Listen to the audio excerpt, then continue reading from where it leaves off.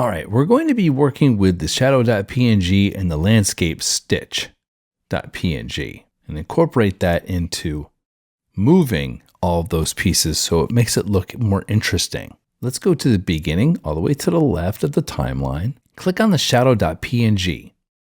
This is where it gets kind of intricate, hard, but also fun, and you'll get to understand how to move things in the video. So this area here where the motion is, this is where that shadow is right there. And I'm going to click and drag to make it a little bit bigger to fit inside of that space. And then I can move it like this. Do you see the numbers over here moving when I do that? Check that out. There we go. Now, what I'm going to do here is I'm going to click on this little button here that says position and this little button here that says scale. So the position means it's going to go left or right or up or down. The scale means I can make it bigger or smaller. And it moves when I do that. But these two little diamonds are set at the beginning, and that's where our timeline is.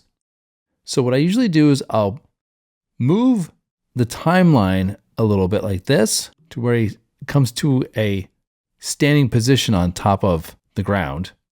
And I will click on this number here and drag to scrub it over to make it look like it's now under him walking over there now. I'm not going to change the size of it or have it go up and down, just go to the right. Then I'll have him walk again, and when he steps right there, I'll bring this over to the right again by scrubbing that number right there. I'll go a little bit further where he steps right there and bring the number over to the right again. I'm going to scrub it. Then where he stands right there, I'll scrub it again, put it over, and then he's going to be like going off the canvas there. All right, so now let's bring this all the way to the left and press the space bar to watch what happens. So that's pretty cool, right?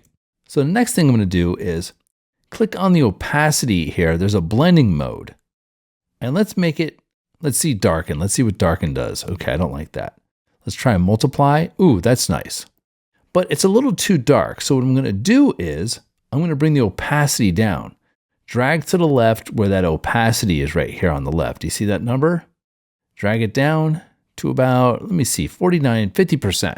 Now let's watch. Press that space bar. So that looks like he's in that space now, right?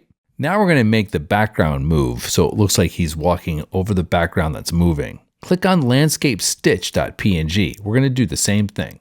What we're going to do is we're going to move the landscape to the left. So click the position, little time stop watch right there.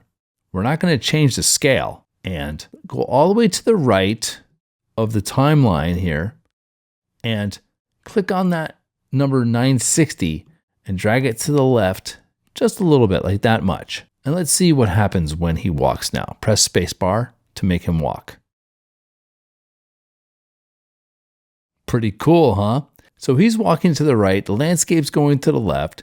We have the shadow from him, so he looks like he's in that space. And the background is not moving. Let's watch one more time. Press the space bar. Interesting, right? So now you've learned how to use the green screen, incorporate it into a scene, and move the scenery around the person so they look like they're in that space.